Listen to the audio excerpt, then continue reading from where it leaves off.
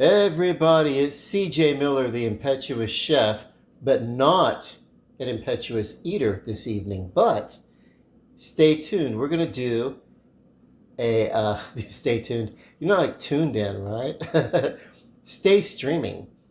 And I'm going to do a tasting video on this stuffed pork loin with the side of cheesy potatoes. Okay, so here's my plated meal. So this is cheesy potatoes. These are like yellow skin potatoes, Yukon Gold, whatever you call them, Yukon Gold, I think. And then the pork loin, which was, I did this myself. That long pork loin that we saw, I cut that myself and rolled the stuffing into it. And of course, the stuffing here, flavored with a lot of aromatic flavors. And yay. Let me pause the video. Well, no, I don't have to pause the video to take a fork and go into these potatoes. These were done. I peeled these and I just put them in the skillet.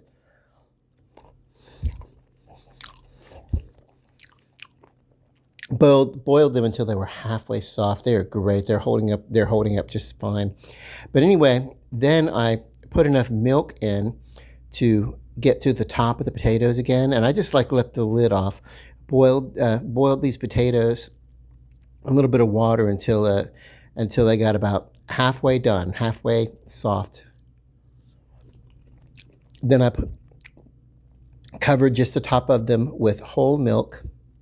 Put in my seasonings to that cold milk that I poured on top before it was too clumpy. I put in probably about a good heaping tablespoon, eyeball measure, of course, of cornstarch for thickness.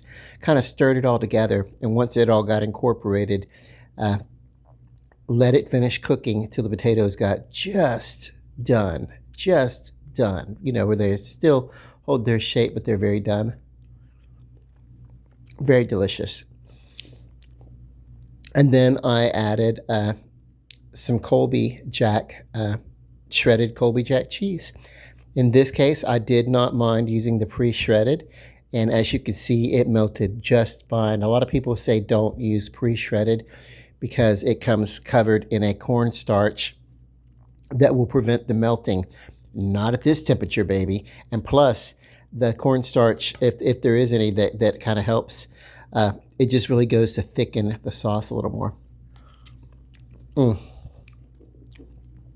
That's very good. And this small portion, along with what little bit of bread here, is not really going to mess up my diet too much. You can go right into here with the knife. With the fork. Didn't even need a knife.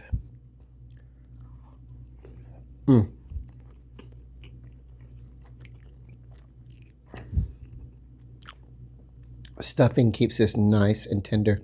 So what I did was I took the stuffing mix, added what I was going to add to the stuffing mix. You would add whatever you add to your holiday stuffing or whatever, and just roll it around your pork.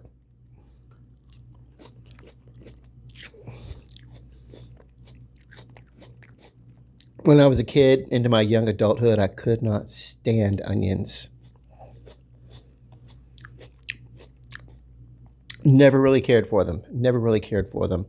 And then somewhere in my my late 20s and early 30s, I developed a liking for them. I don't know how. I don't know why.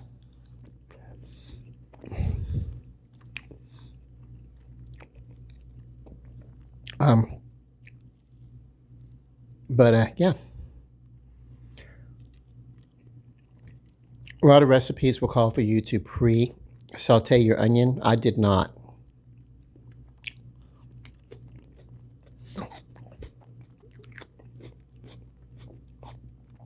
Because I knew they were going to bake for in this roll for a good hour and a half. 350, hour and a half. A good stuffed pork loin. You can use whatever kind you want. Now this also has granulated garlic in it. A lot of flavors that I add to it, but the darkness of it is attributed to I made a I used a kitchen bouquet diluted in water to moisten it.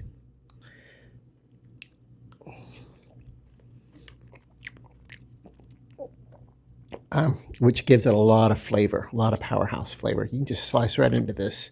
This is good. So, there